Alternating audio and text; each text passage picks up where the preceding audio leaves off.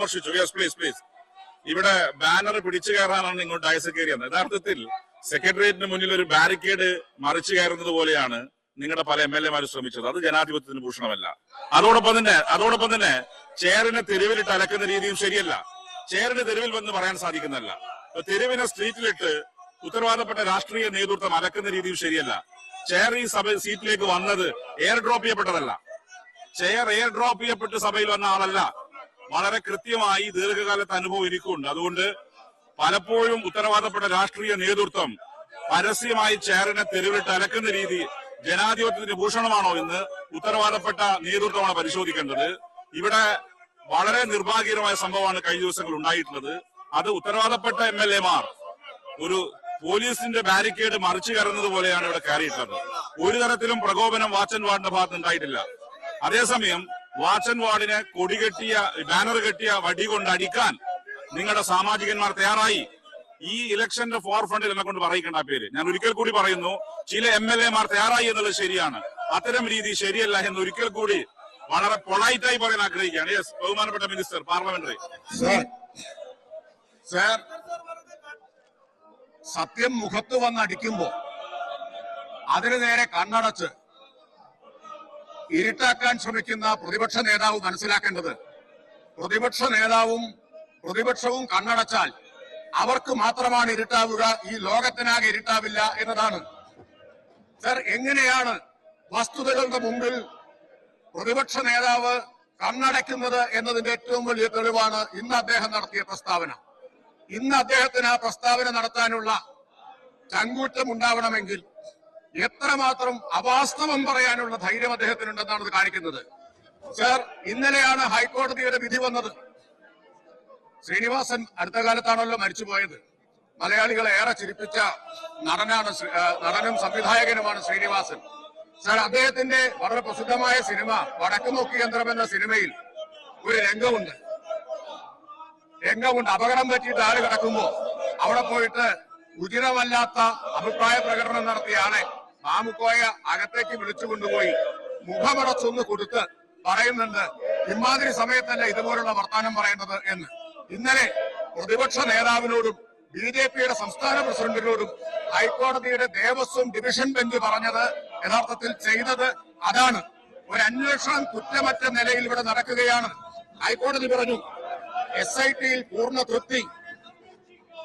നിസ്സാര വിഷയങ്ങൾ ഉന്നയിച്ച് CBI അന്വേഷണം ആവശ്യപ്പെടുന്നത് നല്ല പ്രവണതയല്ല. ആരോടാണ് പറയുന്നത്?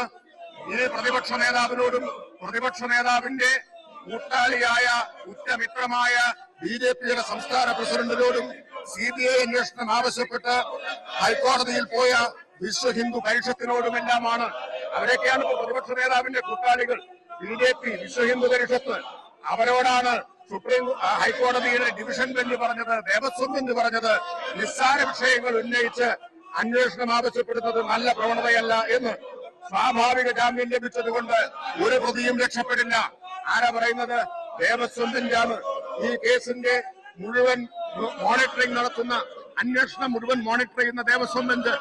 ആ ദേവസ്വം ബെഞ്ചിനും മുകളിലാണ് പ്രതിപക്ഷ നേതാവ് എന്നാണ് അദ്ദേഹം ധരിക്കുന്നത്. അതാണ് അദ്ദേഹം ധരിക്കുന്നത്. സർ, കോടതി മറ്റൊരു കാര്യം കൂടി പറഞ്ഞു.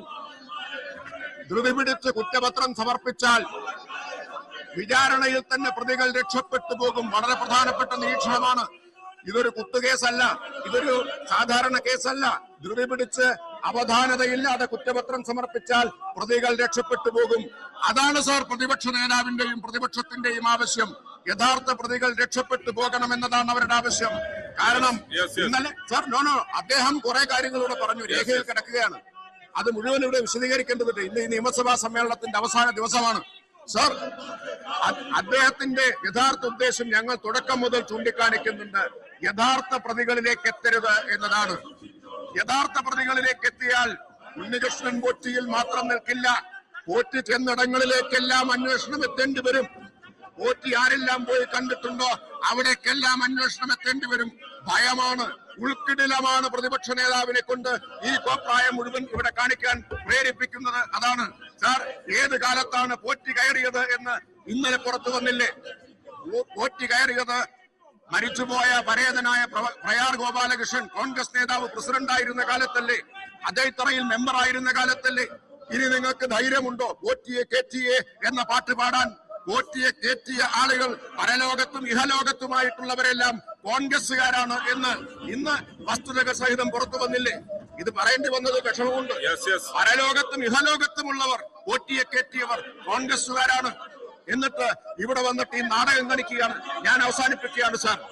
ഈ നിയമസഭാ സമ്മേളനത്തിന്റെ അവസാന ദിവസമാണ്, ഈ ഒന്നാം പാദത്തിന്റെ അവസാന ദിവസമാണിന്ന്. ഈ പ്രതിപക്ഷത്തിന് വിഷയദാരിദ്ര്യമാണ് എന്ന് ഞങ്ങൾ പറഞ്ഞത് അക്ഷരം പ്രതി ശരിവെച്ചിരിക്കുകയാണ്. അക്ഷരം പ്രതി ശരിവെച്ചിരിക്കുന്നതാണ് ഈ സംഭവവികാസങ്ങളെല്ലാം. ഈ കഴിഞ്ഞ 5 കൊല്ലത്തിനിടയിൽ സാർ, പ്രധാനപ്പെട്ട കാര്യം, പ്രതിപക്ഷത്തിന് ഒരിക്കൽ പോലും ഒരു അവിശ്വാസ പ്രമേയം ഈ സർക്കാരിനെതിരായി കൊണ്ടുവരാൻ കഴിഞ്ഞില്ല എന്നോർക്കണം. അപ്പൊ പ്രതിപക്ഷത്തിന് പോലും അവിശ്വസിക്കാൻ കഴിയാത്ത ഒരു ഗവൺമെന്റാണ് ഈ ഗവൺമെന്റ്. നിയമസഭയുടെ ചരിത്രത്തിലുണ്ടായിട്ടുണ്ടോ സാർ ഒരു അവിശ്വാസ പ്രമേയം പോലും കൊണ്ടുവരാൻ കഴിയാത്ത ഒരു പ്രതിപക്ഷം ഉണ്ടായിട്ടുണ്ടോ? ഒരു മന്ത്രിക്കെതിരെ ഇതാ നിയമസഭ അതിന്റെ അവസാന സമ്മേളനത്തിലേക്ക് കടക്കുമ്പോൾ പോലും ഇന്നേ വരെ ഒരു മന്ത്രിക്കെതിരെയും എഴുതി കൊടുത്തൊരു ആരോപണം പോലും ഉന്നയിക്കാൻ അവർക്ക് കഴിഞ്ഞിട്ടില്ല. ആ പ്രതിപക്ഷം, നിരാശരായ പ്രതിപക്ഷം, നിരായുധരായ പ്രതിപക്ഷം, ആ പ്രതിപക്ഷത്തിന്റെ നാടകമാണ് കാണുന്നത്. ഞാൻ അവസാനിപ്പിക്കുന്നു. ഒറ്റ കാര്യം കൂടി ഞാൻ അവസാനിപ്പിക്കുന്നു. അല്പം കഴിഞ്ഞാൽ ഈ പ്രതിപക്ഷം സഭ വിട്ടോടുന്നത് നമുക്ക് കാണാം.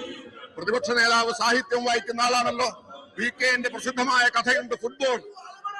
VK-ന്റെ നാട്ടിലെ ടീമിനെ വെല്ലുവിളിച്ച് പാലപ്പുറം ടോർപിഡോസ് കളിക്കാൻ വരികയാണ്.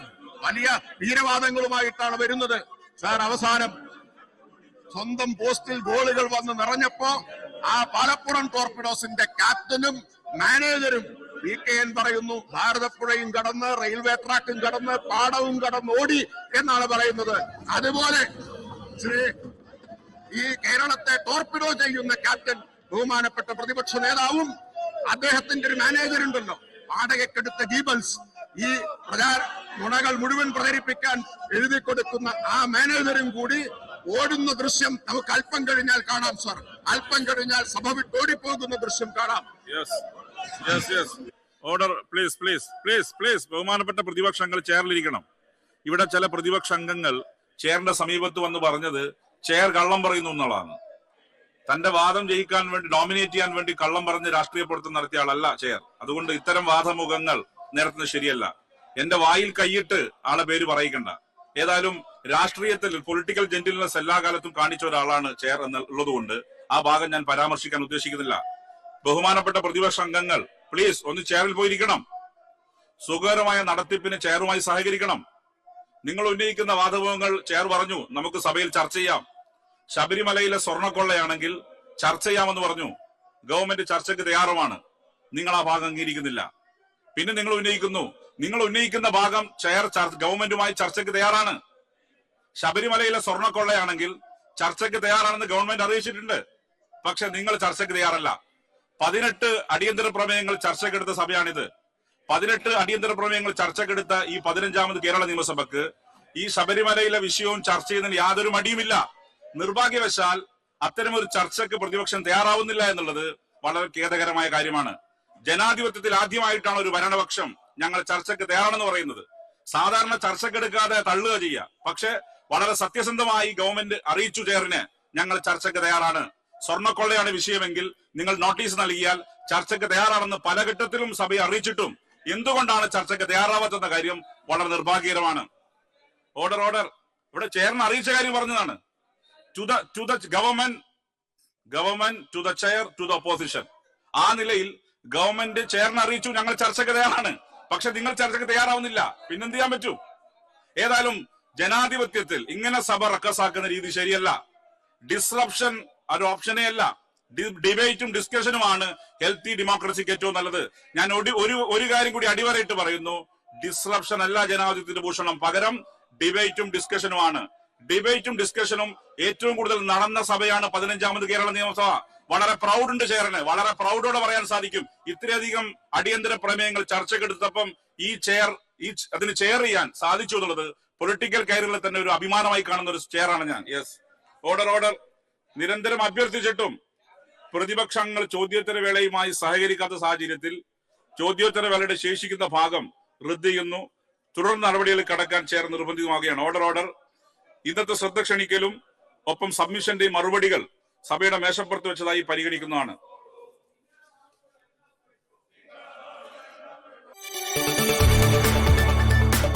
കൂടുതൽ വാർത്തകൾക്ക് news 18 Keralam YouTube channel subscribe ചെയ്യുക.